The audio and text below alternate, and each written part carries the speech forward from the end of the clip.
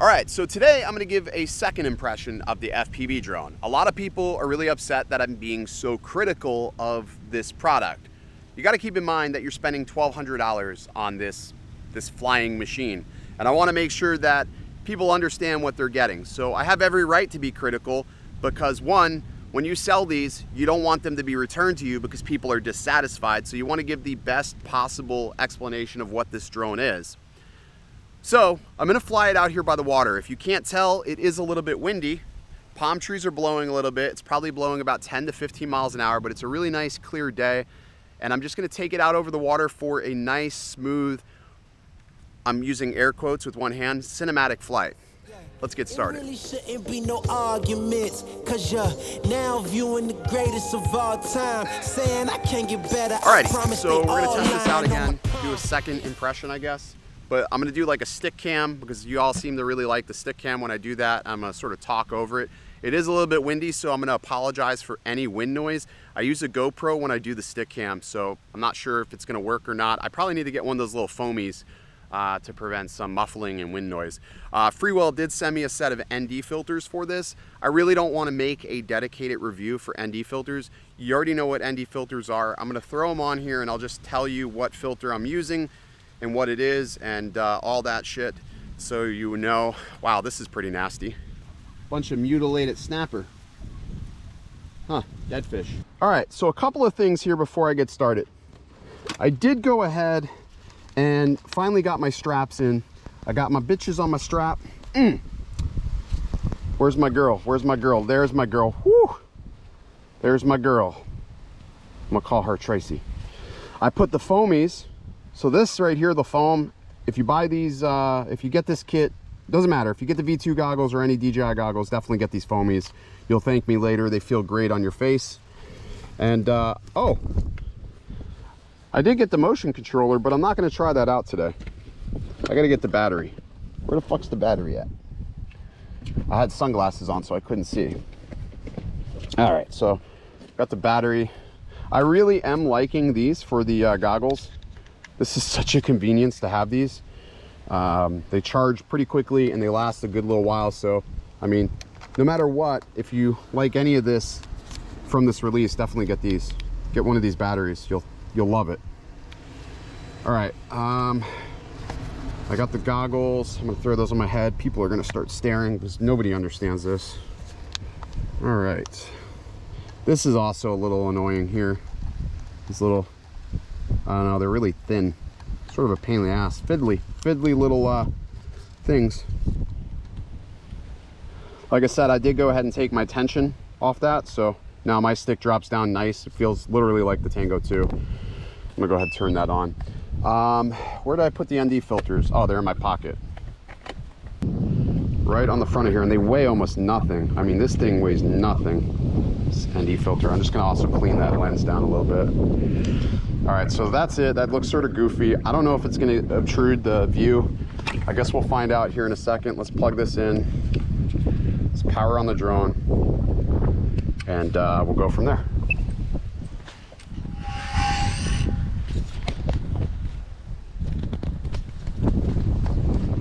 All right, let's shut this door. It is windy. Holy shit, it's windy. All right, so let me see if I can see in the goggles here. Still don't have a... Waiting for the signal to actually hit the goggles. There we go, I got a signal.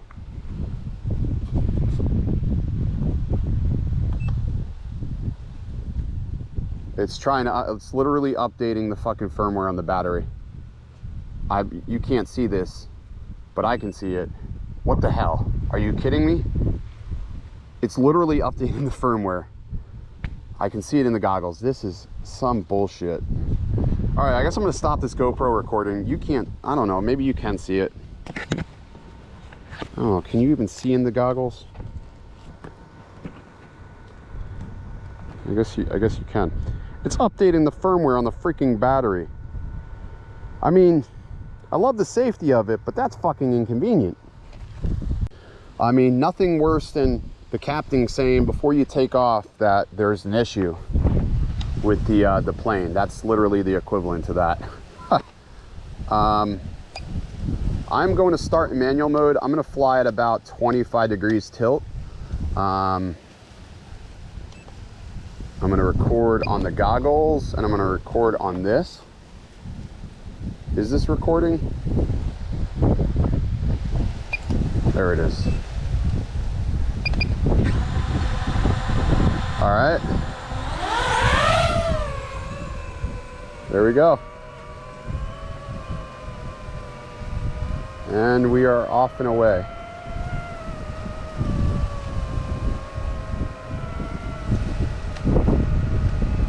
So I am just gingerly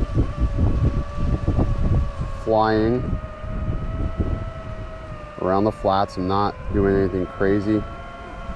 One thing that I want to just make mention, if you missed my stream the other night, you don't want to touch that little dial, the gimbal dial, while you're flying, because then it's going to change how fast you're able to go. So that is something that I was doing by accident, and I had no idea I was doing. I'm starting to get some breakup around here, but that's to be expected, I guess.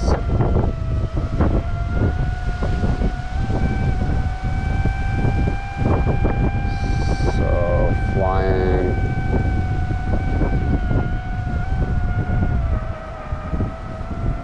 Pretty cool. I mean, would I trust one of my rigs to go out this far over the water? I don't know. I don't know.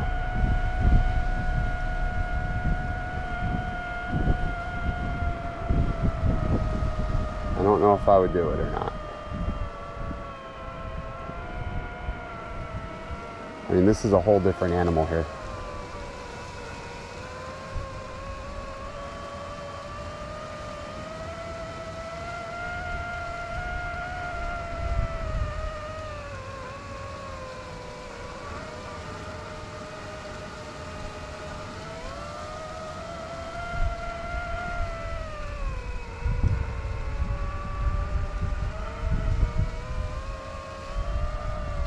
I'm sorry if I'm quiet. You gotta focus sometimes. It's flying actually really good right now. I did load some new rates.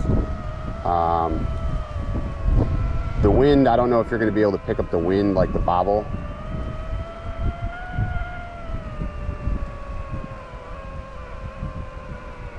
The clarity is flipping amazing though. I did make some changes to the configuration. So by default, it's got like a 1,400 foot limit on flight. There's like a distance.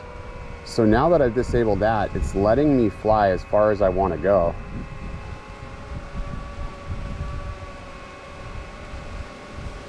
I mean, I'm getting the slightest bit of breakup. And I'm really fighting the wind. I'm probably heading into the wind. I'm doing about 44 miles an hour. If I can display the telemetry, I will.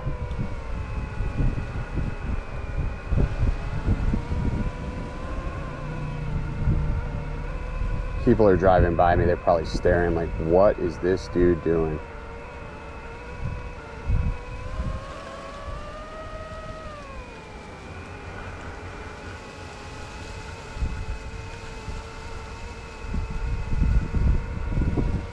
So there I am right there.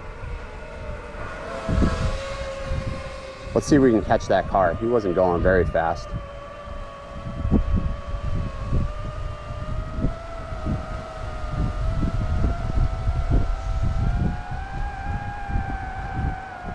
$56 miles an hour. We just beat them. That was literally me beating them. I don't know what that was. Was that a Toyota? Doesn't matter. I've got 60% left. I've been flying for what feels like 6 minutes or so. Not terrible. Pretty good so far. Starting to shake actually. Hands are cramping. The one thing is this controller is a little cramped for a pincher though. And I keep accidentally touching the gimbal pitch, which is annoying.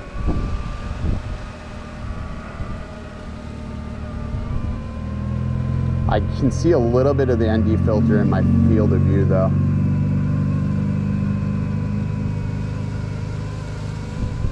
Lots of bobble from the wind though, in the goggles. I don't know if that's something you'll be able to see after it stabilizes, but there is lots of bobble.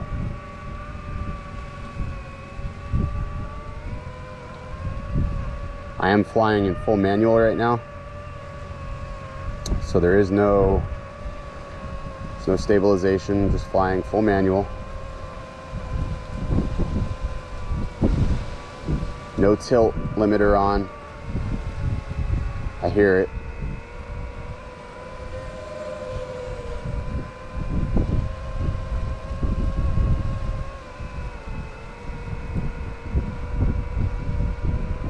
All right, let's see if we can get a little lower to the water here.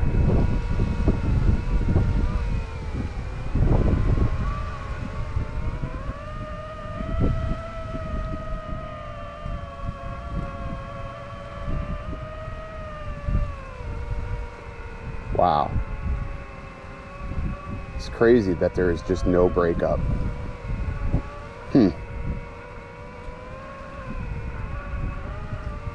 I mean, it doesn't matter what, I mean, I got a little bit of breakup when I went behind that island over there, but as of now, no breakup. So that's pretty amazing. And just like visually, there's just so much clarity in this video feed. It's amazing. I mean, listen, I know that a lot of people are gonna be pissed because this is plastic, but oh shit. What happened? Okay, that was weird. Maybe that was me. I think that was me.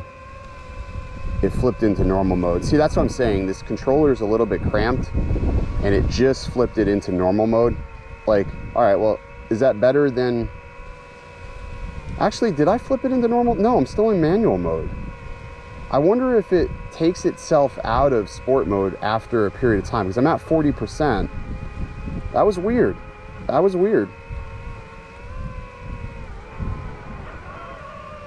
There's also a definite issue. Like, look, I'm in normal mode and it doesn't want to fly straight. Like, it just wants to tilt a little bit to the left, which is sort of weird.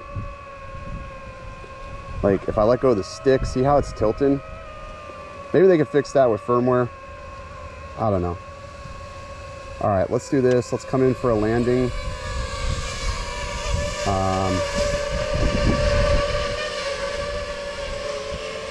I mean, I feel pretty good about that. I mean, I guess this is one good thing is you can just hand catch it. I don't advise this, but you can hand catch it, which is pretty crazy for an FPV drone. All right, that was interesting. Am I still recording? I don't know, so how was that? Did that look good to you? I mean, flying in manual over the water, it is a little bit nerve-wracking, but that is the second time I've been out over here and it's gone into normal mode. So I gotta do a little more research on that. I don't know if at a certain point of the battery, it's gonna flip into normal. I mean, I guess they do that so you don't run out of battery, maybe. Maybe that's what they're doing. Little weird, but I guess it's better than going into the water. It handled the wind decent. I just noticed in the video feed, there is like a little bit of like bobble. Like it's just, I don't know, it bobbles a little bit. It's hard to explain, which again, maybe they can tune this out. I don't know. I mean, I think if you're flying safe like this is probably fine. Like, but then I sort of beg the question, okay, if this is a cinematic drone, why didn't you make it to where the props are out of frame? If you extended the body a little bit, you could have made this into what we call like a dead cat style, and the props wouldn't be visible in the final product, which, I mean, that would have been better in my opinion. It flies okay. I did put some rates in that made it, for me, a little bit more accustomed to like what I'm used to flying like normal FPV. So if you're interested in those, I'll leave that in the description. That's the feel I like. Again, the way the drone reacts is gonna be subjective to every pilot. As a new beginner, you're probably gonna want something that's a little bit more docile. I prefer 800 degrees on my rotations, yaw and pitch, that's me. But flying cinematic, you may want something a little bit slower. My stick sensitivity I have set to like 155. I think that gives me enough to be reactive. I didn't want it too slow because then it's not reactive enough to harder turns. And then I set my expo at 60, which just gives a little bit more of a bevel to whatever movements you make. So, all right, well, it's interesting. It's interesting. I just don't know how long mine will stay in one piece because accidents happen. The more you push it, the lower you get, the more dynamic shots you chase, the potential of breaking this is present. And all it's gonna take is one hit and that's it. I know I'm really saying that a lot, but I just really wanna stress that point to you that one hit is all it's gonna take. And if anybody's telling you that, oh, this thing's super strong, like I saw a We Talk UAVs video, and I'm gonna be completely real. Those guys, they're fucking trash. Like, if you want an infomercial, go watch We Talk UAV. Anyways, I'm an asshole. Stay original.